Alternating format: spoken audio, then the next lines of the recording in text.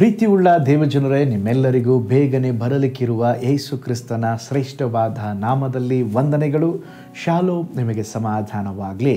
ಈ ದಿನ ದೇವರ ವಾಕ್ಯದ ಜ್ಞಾನಕ್ಕಾಗಿರುವಂಥ ವಿಷಯ ಬಲಹೀನರನ್ನು ಆರಿಸಿಕೊಳ್ಳುವ ದೇವರು. ಅದಕ್ಕೆ ಆಧಾರವಾಗಿ 1 ಕೊರಿಂಥ ಬರೆದ ಪತ್ರಿಕೆ 1ನೇ ಅಧ್ಯಾಯ 28ನೆಯ ವಾಕ್ಯ. ದೇವರು ಈ ಲೋಕದ ಕುಲಹೀನರನ್ನು, ಅಸಡ್ಡೆಯಾದವರನ್ನು ಆರಿಸಿಕೊಂಡದ್ದಲ್ಲದೆ ಗಣ್ಯರನ್ನು ಇಲ್ಲದಂತೆ ಮಾಡುವುದಕ್ಕಾಗಿ ಗಣನೆಗೆ ಬಾರದವರನ್ನು ಆರಿಸಿಕೊಂಡಿದ್ದಾನೆ. ಈಗ ಓದಿಕೊಂಡ ವಾಕ್ಯ ಭಾಗದಲ್ಲಿ ನಾವು ನೋಡುತ್ತಾ ಇದ್ದೇವೆ, ದೇವರು ಗಣ್ಯರನ್ನು ಇಲ್ಲದಂತೆ ಮಾಡುವುದಕ್ಕಾಗಿ ಗಣನೆಗೆ ಬಾರದವರನ್ನು ಆರಿಸಿಕೊಂಡಿದ್ದಾರಂತೆ. ಬಲಿಷ್ಠರನ್ನು ನಾಚಿಗೆ ಪಡಿಸುವುದಕ್ಕಾಗಿ ಬಲಹೀನರನ್ನು ಆರಿಸಿಕೊಂಡಿದ್ದಾರೆ. ದೇವರ ಆಯ್ಕೆ, ದೇವರ ಆರಿಸಿಕೊಳ್ಳುವಂಥ ವಿಧ ಯಾವಾಗಲೂ ಆಶ್ಚರ್ಯವಾಗಿರುತ್ತದೆ. ಬಲಿಷ್ಠರನ್ನು ನಾಚಿಗೆ ಪಡಿಸುವುದಕ್ಕಾಗಿ ದೇವರು ಬಲಹೀನರನ್ನು ಆರಿಸಿಕೊಳ್ಳುತ್ತಾರೆ.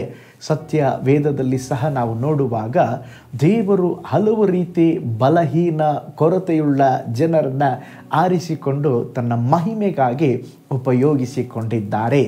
ಹೀನವಾಗಿ ಭಾವಿಸಲ್ಪಟ್ಟಂಥ ಲೇಯಳ ಮೂಲಕವಾಗಿ ಯಾಜಕರ ಸಂತತಿ, ಅಂದರೆ ದೇವರ ಸಂತತಿ ಜನಿಸಿತು. ಅನೇಕ ವರ್ಷಗಳಿಂದ ಬಂಜೆಯಾಗಿದ್ದಂಥ, ನಿಂದೆಗೆ ಒಳಗಾಗಿದ್ದಂಥ ಹನ್ನಳ ಮೂಲಕ ಮಹಾನ್ ಪ್ರಭಾದಿಯಾದ ನ್ಯಾಯಸ್ಥಾಪಕನಾದ ಸಾಮುವೇಲನು ಜನಿಸಿದನು.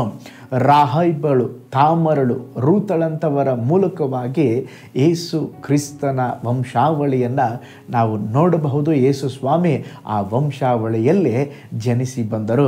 ಹೊಸ ಒಡಂಬಡಿಕೆಯಲ್ಲಿ ಸಮರೆಯಾದ ಸ್ತ್ರೀ ಜಕ್ಕಾಯನಂತ ಸ್ತೋತ್ರ ಸಮಾಜದಿಂದ ತಳ್ಳಲ್ಪಟ್ಟಂಥವರು, ಸ್ತೋತ್ರ ಬಹಳ ಕುಲಹೀನರಾಗಿ ಅತ್ಯಲ್ಪವಾಗಿ ಪರಿಗಣಿಸಲ್ಪಟ್ಟವರೇ ದೇವರು ಅವರನ್ನು ಪ್ರೀತಿಸಿ ಆರಿಸಿಕೊಂಡರು. ನೋಡ್ರಿ, ಯೋಸೇಫನನ್ನು, ದಾವೀದನನ್ನು, ಅವರ ಸಹೋದರರು ಅವರನ್ನು ಕೀಳಾಗಿ ಕಾಣುತ್ತಾ ಇದ್ದರು. ದೇವರು ಅವರನ್ನು ಬಹಳವಾಗಿ ಉಪಯೋಗಿಸಿದ್ದಾರೆ. ಪೌಲನು ನೋಡುವುದಕ್ಕೆ ಕುಳ್ಳನಾಗಿದ್ದಂತೆ ದೈಹಿಕವಾಗಿ ದುರ್ಬಲವಾಗಿ ಕಾಣುತ್ತಾ ಇದ್ದನು. ಆದರೆ ಹೊಸ ಒಡಂಬಡಿಕೆಯ ಅರ್ಧ ಪುಸ್ತಕಗಳನ್ನೇ ಅಪೊಸ್ತಲ ಪೌಲನು ಬರೆದಿದ್ದಾನೆ. ವಿಲಿಯಂ ಕೇರಿ ಅವರ ಕುರಿತಾಗಿ ನೀವು ಕೇಳಿರಬಹುದು. ಅವರು ಶೂ ಅನ್ನ ತಯಾರಕರಾಗಿದ್ದರು. D.L. ಮೂಡಿ ವಿದ್ಯಾಭ್ಯಾಸದಲ್ಲಿ ಅವರಿಗೆ ಅಷ್ಟಾಗಿ ವ್ಯಾಕರಣ ಪದಗಳು, ವಿದ್ಯಾಭ್ಯಾಸ ಬಹಳ ಕಡಿಮೆ ಇತ್ತಂತೆ. ಮಾತಿನಲ್ಲಿ ಸಹ ಇತರರಿಂದ ಕೊರತೆ ಉಳ್ಳವರಾಗಿ ಅವರು ಗೌರವಿಸಲ್ಪಟ್ಟಿದ್ದರು.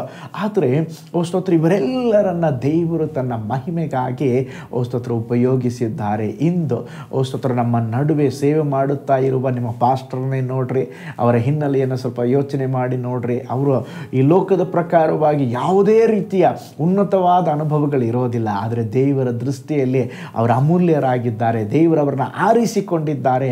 ಅದ್ಭುತವಾಗಿ ದೇವರು ಅವರನ್ನು ಉಪಯೋಗಿಸುತ್ತಾ ಇದ್ದಾರೆ. ಒಂದು ಅದ್ಭುತವಾದಂಥ ಸಾಕ್ಷಿಯನ್ನು ನಿಮ್ಮೊಂದಿಗೆ ಹಂಚಿಕೊಳ್ಳುತ್ತೇನೆ. ಫ್ಯಾನಿ ಕ್ರಾಸ್ಬಿ ಎಂಬಂಥ ಅವರ ಕುರಿತಾಗಿ ನೀವು ಕೇಳಿರಬಹುದು. ಅವರ ಜೀವಿತದಲ್ಲಿ ನಡೆದ ಸಂಭವ ಏನಂದರೆ, ಒಬ್ಬ ವೈದ್ಯನು ತಪ್ಪಾದ ಚಿಕಿತ್ಸೆಯ ನಿಮಿತ್ತವಾಗಿ 6 ವಾರಗಳ ನಂತರವಾಗಿ ಕಣ್ಗಳು ಚೆನ್ನಾಗೇ ಇದ್ದವು. ವೈದ್ಯನು ತಪ್ಪು ಮಾಡಿದ್ದರ ನಿಮಿತ್ತವಾಗಿ ಅವರ ಕಣ್ಗಳನ್ನು ಕಳೆದುಕೊಳ್ಳಬೇಕಾಯಿತು. ಆದರೂ ಕೂಡ ಅವರು ಪರಿತಪಿಸಲಿಲ್ಲ, ಮನಸೋತು ಹೋಗಲಿಲ್ಲ. ಆ ಚಿಕ್ಕ ವಯಸ್ಸಿನಲ್ಲೇ ಕಣ್ಣುಗಳು ಇಲ್ಲದಿದ್ದರೂ ಆಕೆಯ ಅಜ್ಜಿ ಅವರಿಗೆ ಅನೇಕ ಕಾರ್ಯಗಳ ಕುರಿತಾಗಿ ಹೇಳಿಕೊಡುತ್ತಾ ಇದ್ದರು. ಹೂವನ್ನು ಮುಟ್ಟಿದಾಗ ಅದು ಹೂವೆಂಬುದಾಗಿ, ಮರವನ್ನು ಮುಟ್ಟಿದಾಗ ಅದು ಮರ ಎಂಬಂತ ತಿಳಿದುಕೊಳ್ಳುವಂಥ ಜ್ಞಾನ ಆ ಚಿಕ್ಕ ವಯಸ್ಸಿನಲ್ಲೇ ದೇವರು ದಯಪಾಲಿಸಿದರು. ಚಿಕ್ಕ ವಯಸ್ಸಿನಲ್ಲೇ ಬಾಯಿಪಟ್ಟು ವಾಕ್ಯಗಳನ್ನು ಕಂಠಪಾಠ ಮಾಡುತ್ತಾ ಇದ್ದರು. ಸತ್ಯವೇದದ 5 ಪುಸ್ತಕಗಳು, ದೊಡ್ಡ ದೊಡ್ಡ ಪುಸ್ತಕಗಳು, ಕೀರ್ತನೆಗಳು, ಜ್ಞಾನೋಕ್ತಿಗಳು, ರೂತಳು ಎಂಬ ವೇದ ಪುಸ್ತಕಗಳನ್ನು ಬಾಯಿಪಾಠವಾಗಿ ಸ್ತೋತ್ರ ಅವರು ಹೇಳುತ್ತಾ ಇದ್ದಾರಂತೆ. ಅಷ್ಟು ಆತ್ಮೀಕ ಜೀವಿತದಲ್ಲಿ ಕೂಡ ಅವರು ಬೆಳಿಲಿಕ್ಕೆ ಸಹಾಯವಾಯಿತು. ಅವರು ಎಷ್ಟು ಹಾಡುಗಳನ್ನು ರಚಿಸಿದ್ದಾರೆ ಗೊತ್ತಾ?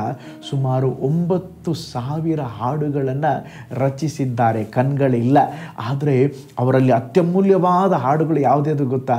Blessed assurance, to God be the glory ಎಂಬಂಥ ಹಾಡು ಬಹುಕಾಲದ ಅಚ್ಚುಮೆಚ್ಚಿನ ಹಾಡುಗಳು ಇವತ್ತು ಕೂಡ ಸಭೆಗಳು ಹಾಡುತ್ತಾ ಇದೆ. ಒಂದು ಸಾರಿ ಅವರಿಗೆ ಕಣ್ಣಿಲ್ಲದರ ಕುರಿತಾಗಿ ಒಬ್ಬನು ಕನಿಕರ ಪಟ್ಟು ಅನುಕಂಪವನ್ನು ವ್ಯಕ್ತಪಡಿಸಿದರಂತೆ.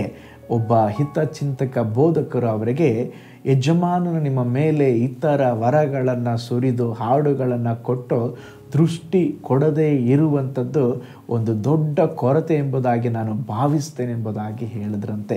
ಆದರೆ ಆಗ ಫ್ಯಾನಿ ಕ್ರಾಸ್ಬಿ ಅವರು ಹೇಳಿದ್ರಂತೆ, ನಾನು ಜನಿಸುವಾಗ ಒಂದು ವೇಳೆ ನನ್ನ ಪ್ರಾರ್ಥನೆಯ ಭಿನ್ನ ಏನಾದರೂ ಇದ್ದರೆ ದೇವರೇ ನನ್ನನ್ನು ಕುರುಡಿಯಾಗಿ ಸೃಷ್ಟಿ ಮಾಡಿ ಎಂಬುದಾಗಿ ಕೇಳುತ್ತಾ ಇದ್ದೆ. ಏಕೆಂದರೆ ನಾನು ಪರಲೋಕಕ್ಕೆ ಹೋದಾಗ ನನ್ನ ದೃಷ್ಟಿಯನ್ನು ಆನಂದಗೊಳಿಸುವ ಮೊದಲನೇ ಮುಖವು ನನ್ನ ರಕ್ಷಕನಾದ ಮುಖವಾಗಿರಬೇಕೆಂಬುದಾಗಿ ಉತ್ತರಿಸಿದರಂತೆ.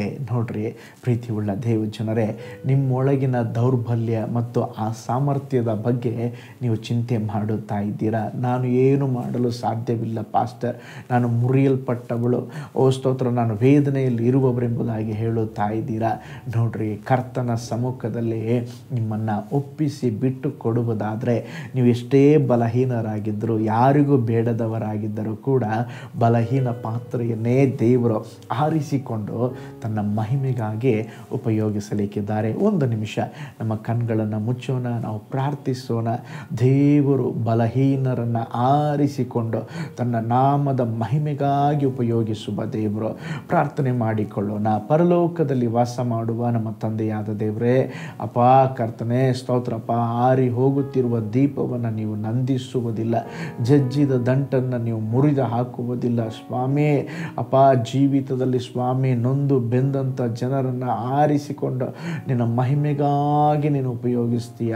ಇವತ್ತು ನಾವು ಧ್ಯಾನಿಸಿದ ಹಾಗೆ ದೇವರೇ, ನೀನು ಬಲಹೀನರನ್ನು ಪ್ರೀತಿಸುವ ದೇವರು. ಹಲ್ಲೆಲೂಯ ಕರ್ತನೇ, ನೀನು ಅಪ್ಪ ವಿಶೇಷವಾಗಿ ಅಪ್ಪ ಮುರಿದವರನ್ನು, ತಳ್ಳಲ್ಪಟ್ಟವರನ್ನು, ಕರ್ತನೆ ಬಲಹೀನರನ್ನು, ಓ ಸ್ತೋತ್ರ, ನಿನ್ನ ನಾಮದ ಮಹಿಮೆಗಾಗಿ ಉಪಯೋಗಿಸುವ ದೇವರು. ಈ ಸಮಯದಲ್ಲಿ ಕೂಡ ಯಾರೆಲ್ಲ ಇಂಥ ಒಂದು ಅನುಭವದಲ್ಲಿದ್ದಾರೋ ಅವರನ್ನ ಸಂಧಿಸರಿ, ಮುಟ್ರಿ, ಅವರ ಜೀವಿತದಲ್ಲಿ ಸಂಗತಿಗಳು ಬದಲಾಗಲಿ ಸ್ವಾಮಿ. ನೀವು ಅವರ ಜೊತೆ ಇರುವುದನ್ನು ಅವರು ಅನುಭವಿಸಲಿ ಸ್ವಾಮಿ. ಈ ದಿನ ಈ ವಿಡಿಯೋ ವಾಚ್ ಮಾಡಿದ್ರೆ ಎಲ್ಲರನ್ನ ಬ್ಲೆಸ್ ಮಾಡಿರಿ ಯೇಸುವಿನ ಹೆಸರಿನಲ್ಲಿ ತಂದೆಯೇ, ಆಮೇನ್ ಆಮೇನ್. Price lord. ಹಾಗಾದರೆ ನಿಮ್ಮ ಜೀವಿತದಲ್ಲಿ ಸೋತು ಹೋಗಬೇಡ್ರಿ. ಬಲಹೀನರನ್ನು ದೇವರು ಉಪಯೋಗಿಸ್ತಾರೆ. ನೀವು ಸಹ ನಿಮ್ಮ ಪರಿಸ್ಥಿತಿಗಳಲ್ಲಿ ಸೋತು ಹೋಗದೆ, ಸ್ವಾಮಿ ನಾನು ಬಲಹೀನನಾಗಿದ್ದೇನೆ, ನನ್ನನ್ನು ಉಪಯೋಗಿಸ್ರಿ ಎಂಬುದಾಗಿ ಕೇಳ್ರಿ. ಕರ್ತನು ನಿಮ್ಮನ್ನು ಶಕ್ತವಾಗಿ ಉಪಯೋಗಿಸ್ತಾರೆ. ಕರ್ತನು ನಿಮ್ಮನ್ನು, ನಿಮ್ಮ ಕುಟುಂಬವನ್ನು ಬ್ಲೆಸ್ ಮಾಡಲಿ. God bless you all.